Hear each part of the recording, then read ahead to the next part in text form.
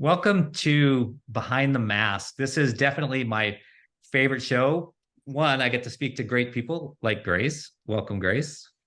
Thank you so much, Ed, for having me. And two, it's about real people. And so while I love all the other content that is out there and is very meaningful, this to me kind of shows the human side of all of us and that we are real people. And that's really the intent, is to get to know one another a little bit better so we can really relate to one another. I think sometimes we inadvertently put one another up on pedestals, and we're really, everyone's just regular, real, genuine people. And that's really the force and thought behind the mask. So, anyways, yeah, let's jump right in. The first thing, Grace, is we want to talk about is, who are you? So there's like three broad questions, and like, who are you? And I want to ask you, like, at what age did you know that you were a leader? Was there like a specific thing that happened? It's funny. That question almost makes me uncomfortable because that's not really a word that I self-identify as. I almost think of myself strongly as a catalyst. And I had a patient once tell me I'm a good mix of MacGyver meets Tinkerbell meets a quarterback. So I'm going to run with that. But as I think about leader, I always, I guess, gravitated towards a natural leadership thing. I did all the student council things and always volunteered for different positions, and service and mission-based work has always been a priority, and helping people and collaborating. I want to say sixth grade, if I had to put a stake in the ground, my teacher, Mr. Harmit, put me in charge of the yearbook for the school. We didn't have one. So we ended up with this very cute three-hole punched with the gold pins that you kind of spread apart to hold it together. And we had our first yearbook. So I'll put a stake in the ground, sixth grade. Oh, that's great. And I love the phrase a catalyst. Catalyst is a leader, but I understand where you're headed with that. What's the reason that you chose healthcare? Because I know we jumped right into it, but you have a background, you have a PhD. Just wondering how it all came together that you ended up in healthcare. So I always loved science. I loved watching Mr. Wizard as a kid. I was always doing experiments. I made a fascinating, very successful bread mold project at about 5 that I put under my parents' bed. Thought I wanted to do pharmaceutical research. I grew up in Wallington, New Jersey, which was up the road from Hoffman LaRoche Global Headquarters. And I, in my small world at the time, dreamed that that's where I would land for the rest of my life. And a few stepping stones happened, and I navigated my mother's breast cancer diagnosis and a number of cancer diagnoses, and was stunned that in America there was no cure. Needed to understand why, went on to grad school to understand biochemistry of metabolic disease. And then I decided to move into patient advocacy full time. I'll get into a little bit later why. Yeah. Yeah. I want to head into that. So you are a patient advocate. In fact, when Chris Ross and I were writing a book together on patient experience from a consumer point of view, and you are in our book. So I can't wait for that That uh, is so cool. I to can't come wait out. to show my mom. Yes. So what surprised you the most? So you had this experience with your mom, and then you went into this full time as a career. Was there a surprise along the way? So I've been navigating US healthcare since I was a child. So my family is from Poland. I was born here, didn't speak English as a kid. Once I got the hang of speaking English, I became the go-to kid at like 10, 12 years old, attending appointments, looking up prescription bottles and translating, with an encyclopedia and a dictionary. And I knew US healthcare was hard, but we also didn't have access to insurance. So I just assumed it was complicated because it was an immigrant population and I was a kid. Lo and behold, the surprising thing was when I finished my thesis and I spoke English, I had access to insurance, I was working in the city a few blocks from Sloan, all of the privileges that could possibly be afforded to me. I was diagnosed with advanced lymphoma after I defended my thesis, and it took 4 months at Sloan Kettering. Of tests, ultrasounds, imaging, biopsies, surgery, being placed in isolation after surgery, to find out that it was a misdiagnosis and a fungal infection I had gotten on my honeymoon. Hmm. I knew enough at that point from my years of already advocating to get a second opinion and get my medical records. But had I not gotten that opinion, my life would have been very different. And that's what sort of stuck with me. What does everybody else do? Everybody else suffers, dies, and is mistreated. And that's really the moment that I committed to patient advocacy full time. Yeah, don't you wish you could scale yourself to help? Oh, uh, yes, yes. Yeah, because yeah, so the work that you do is so important, and I think we all know that so many people fall through the cracks. You hear the stories, but there obviously there's more stories we don't hear, and so I really appreciate the sort of work that you do. What's one thing that most of your friends don't know about you that you can share? So you're a very prominent person out in the industry, and you're very transparent and authentic person. But what's one thing that people might not know? I have two amazing kids. I coach softball and run the travel softball program for our area, which I absolutely love. My first job in high school was filing medical records. Funny how my life has kind of come full Yeah. circle there. And then I'd say I played intramural rugby in college. So I'm an athlete and I'm very competitive, which might the competitive part might not be surprising, but love all athletic things, love trying, playing, and competing. Oh, that's great. And did you play softball yourself before you coached, or did you just pick it up through your daughters? Yeah, Or no, I've played it my whole life. I still play in a mom's league in the summer. oh, very cool. League of your own. Yes. Can you share with us a defining moment? Like, was there a catalyst? And I know you shared one already, Mhm. with the misdiagnosis, but is there another catalyst, or maybe the same one that sort of reinforced your trajectory or changed your destiny? Mhm. The cancer experience definitely was life changing. And I think when I think about that, walking the halls when I was recovering, it was video assisted thoracic surgery, which was a lot more painful of a recovery than I had expected. Walking in the halls, because the nurse is trying to get you up and moving, and you're walking with, and run into other patients, and they're like, "So what do you have?" And I remember feeling so ashamed and embarrassed that I didn't have cancer. Mm, Why me? Why not the mom with the little boy in the waiting room? Why not the grandma that's trying to get to her grandson's wedding? Why not the high school soccer player? yeah. Remember feeling, and I remember crying about it and feeling shame of why, what was the purpose of this? And the pure joy and happiness of the patients that would walk alongside with me, that they were so happy for me, even though they had a prognosis that was so much worse. And if I could have taken that away. So from that moment, I think I've never taken for granted and trying to figure out what to do with my time. But another turning point was I had a phone conversation with Dr. Adrienne Boise, who is an amazing leader, woman, mentor, colleague, friend. And she introduced the concept of a joy pie over the phone. She told me, Grace, draw two circles on a piece of paper, fill it out as to how you allocate your time each day on the one side. And then how are you going? What would be your ideal or your happy place joy pie? How would you allocate your time? And I was like, and it took some thought, and my joy pies did not match. Mm. So it started this introspection journey, and I've tried to become working towards more mindfulness, more presence, meditating, breath work. I was raised Roman Catholic, but I learned that being religious and being spiritual are two completely different things. Yeah. And really trying to find and follow what brings me joy. And that was really started because of Dr. Boise's Joy Pie conversation.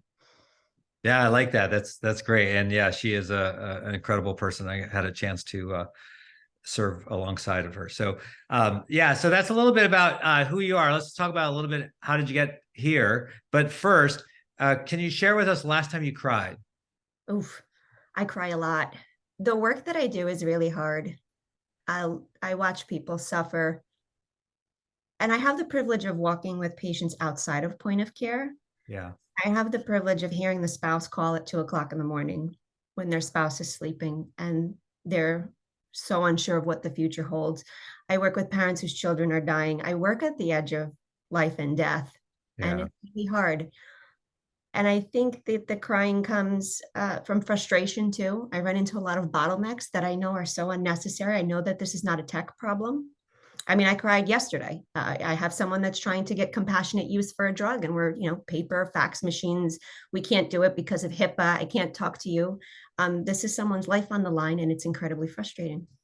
Yeah, I see it in your X and in your LinkedIn. You're a very transparent, authentic person in your videos. Where you share a lot of that passion comes through quite a bit. Tell me about a time someone tried to hold you back from doing something, and how did you respond? I feel like that's been the story of my life. And Uh, it up even to recognizing that maybe you have a partner that doesn't support your work.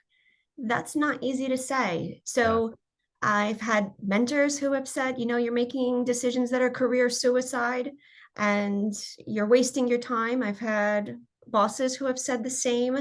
And each one of those moments has been a reflection and a moment to see, well, what does Grace really want to do? And even if they're saying, no, this is what I feel is the right next step. So onwards.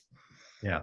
What that's that's good. Yeah, I think you listen and then you decide what's best for you and you move forward. Uh, your name Grace, what's the story behind your name Grace? Is there a story behind it? My name is actually Grażyna. It's Polish. On my legal ID, it's Grażyna. But when I started school, I didn't speak English. I went to Catholic school, and the principal told me we had this like beige lined paper, and it had my full name, Grażyna Polansky, on it. And I couldn't fit it. I couldn't write it. And she said, "You need to learn how to speak English. You're going to go by Grace." We shortened it by a lot of letters, and I got the hang of it. But it has stuck from that point. So it's Grace. And when I do have, it's interesting. I've had some opportunities to go to Washington, D.C. for policy work, or there's times when like TSA and global entry and my legal name never matches my Uh, actual name. And it's a mess, but it's Grace. yeah. No, it's a beautiful name. Thank you. What is your biggest mistake that you ever made? Not prioritizing self-care Hmm. and not upholding boundaries, personal boundaries, professional boundaries. I had a mentor who told me, take on the opportunity and say yes, you'll figure it out later. And I think this year really I realized that saying yes to everything means I'm saying no to other things. And no is a sentence, and I need to prioritize my joy pie and what really matters. And a lot of the work that I do now in collaborations, I'm really selective. Is it really going to matter in the lives of the people that I'm working with? Otherwise, it's a no. Yeah, no, that's good. I'm definitely learning from you here. And I like that no is a sentence. That's great. Tell me the last time you either received a thank you card or sent a thank you card. Mm. So I love paper notes and handwritten notes, and I love sending cards. The most recent thank you card I sent was to an oncologist who actually took phenomenal care of one of my patients. And I work with patients to help them send their thank you cards to doctors and nurses. And it's just something that I really love doing. A thank you card that I got was from one of my players who aged out of 14U and is in high school. And she sent me the card saying, thanks, coach. I had so much fun playing you these last few seasons. And that was really nice to see. Yeah, no, that's great. And especially coming from a young person, right? Still sending a card. Really Did you great. ever quit something and later regret it?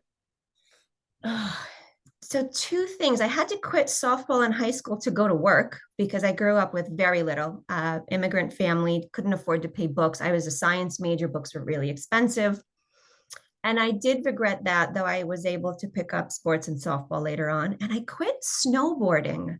And I loved snowboarding. And now at this point in my life, I don't think I can pick it up because there's too many things. Like if I blow out a knee or something, everyone's going down for the count. So I do regret quitting snowboarding. Yeah. Yeah, that's a good one. And I could definitely relate on the risk side of it. So that's sort of how you got here. Let's talk a little bit about where you're going. So if you're chatting to the next generation, obviously you do this quite a bit already naturally, like with the softball team. But let's just say that you're back at your Roman Catholic high school and you're giving the speech, for graduation. What's one thing that you would share that they should relish in the journey that maybe otherwise they might have rushed or overlooked? Mhm. Don't be afraid to ask the question. Trust your gut. Don't let someone silence and quiet your voice. There was this whole concept growing up like, what are you going to do with the rest of your life? And I don't know if that's still taught. I don't have a high school kid at the moment, but it's been stepping stones. And if you don't know the answer, well, you know what? If it feels right at the moment, try it. And if you don't like it, you're learning and then you're pivoting. So fail fast, be able to pivot, make sure it brings you joy. And I think from my oncology work, Mm. gratitude for simple things. Cancer is a thief and it robs people of the simple things, being able to walk, being able to go out to eat, being able to dance, being able to taste food, being able to travel, being able to go pray. All these simple things that, like swallowing, that we take for granted, where cancer treatments, even like touch, being able to pet a dog or something because neuropathy, being able to walk in a favorite pair of shoes, being able to go out in the rain or go out onto the beach, all these things that when I see patients going through it that you take for granted. So even on a cold day, I'm grateful that God's given me a body and legs that I can walk and I can go and feel the cold because I'm not trapped and bedridden. So I think being more mindful of that, and that's something I regret not being more mindful of when I was younger. That was never really introduced to me. And I think that spiritual component also comes into way into that. Yeah, that's really good. You have the benefit of seeing it every day. And so you're reminded of it every day. And for those listening, that sounds good. Hey, think about, yeah, how others are suffering and, appreciate life. Is there anything else? Like, I'm sort of like drilling down on this one because I'm afraid some people hear it, Grace, and then still doesn't impact their life until something happens. Is there anything else, not to put you on the spot here behind the mask, but is there anything else that might help people have that sort of mindset? Because I'm afraid, you know what it's like. Life gets busy and you're like, whatever, and you forget. It's such a great question. It's making me think of in college, there was a orientation group that had t-shirts, and on the back of the shirt there was a quote with something about life is not about the number of breaths you take, it's about the moments that take your breath away. Yeah. And what does your life look like? And really going back to the joy pie exercise, and I think there's a published article on joy pie. I think Colin Hung and Dr. Boise covered it. It's a simple exercise, and in practicing mindfulness, where we're always go go go go go, rush rush rush rush. How are you doing? I'm so busy. Well, what are your priorities? And Yeah. going to be don't wait until it's too late. It's never too early until it's too late. Yeah, and you're right. The joy pie, that it's a real practical, easy thing, and you could even do it with others, that you care about. So that's cool. What's next? Not that what you're doing isn't awesome and might be what you're doing forever, but if you could do more scale or whatever it might be, is there anything next, like in terms of your career that you've thought about? I'm hoping on growing Unblock Health. So, Unblock Health is a movement about teaching the industry about the power of health information and what patients can do with it to be able to be proactive members of US healthcare. And it's a movement to teach patients what they can do to ethically hack US healthcare and friction points. And it's a SaaS that has two very specific offerings: fully digitizing the medical records request process in an audited, documented manner, with hopefully removing fax machines and scanners and copiers and endless phone calls, documenting it so that if it's not fulfilled, we can file an information blocking complaint with a downloaded report, and helping patients exercise their right of access. And it's a tool that also helps patients request corrections to their records so that they can be master curators of their data and health information. So we're Yeah. rolling that out to patient advocates. And I'm hoping if I could go out of business and not need to deal with this nonsense and really apply my knowledge to the more important aspects of my work instead of this administrative burden, I can die happy. No, that's awesome. So Unblock Health, how do they find it? Do they Google it, or how do someone Yep. You can find us at unblock.health, and you can DM me on LinkedIn. You can find us on Twitter. All right, yeah, I encourage people to look it up. I love that concept. What challenges and goals are you undertaking on a personal side? So that last question was sort of on the professional side, but as we sort of wrap up here on the personal side, like, what's next, or what do you have? Maybe it's a shift in the joy pie or something. Mhm. I recently had the privilege of being invited to the National Academy of Medicine's AI Code of Conduct project. So I'm grateful to contribute the patient and care partner perspective to that conversation, but also leaning in and listening and learning and having that privilege and opportunity to learn from some of the world's experts in AI, and then bringing that and distilling that into the work that I do on a daily basis. So I'm really excited by that work. Yeah, and I thought you were going to add on the, Team USA softball or something. If I have time, maybe that would be cool. But I think that ship has sailed. In the meantime, I'm looking forward to watching both my kids. My daughter plays competitive softball. My son plays baseball. So watching them play and excel will make me happy. Yeah, no, that's really cool. And what positions do they play? Daughter pitches and plays middle infield. I have a son who's a true utility player, pitches and does it all. Yeah, no, that's great.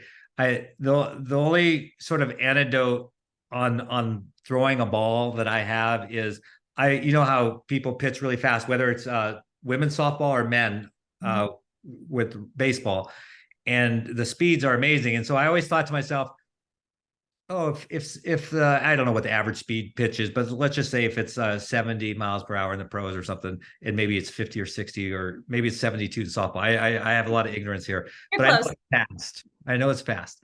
So I thought I should be able to throw a ball 50 miles an hour. So I got into one of these cages. I threw as hard as I could, and I think it was like 25. It's not that easy. It's definitely a honed skill and takes a lot of work like anything else. I know, right? You see things, right? In that life, you see things and you think, oh, that's so simple and everything. And then when you get into it, it's a little bit harder than you might think otherwise. Grace, this has been fantastic. Is there anything else that we talked about you wanted to go a little bit deeper, or anything else that you wanted to share? I leave you with the last word. I think we covered so much. I'm just grateful for the opportunity to be included in this series. I think that this has been a really refreshing take on the conversations that are happening in healthcare, and I'm just really grateful to be a part of it. Yeah, and I really appreciate you. You're such a model out there for many of us, catalyst, and you're just this real person, authentic, and I appreciate you sharing with us. So thanks for being our guest on Behind the Med. Thanks so much. All right, that wraps up another episode. Join us again.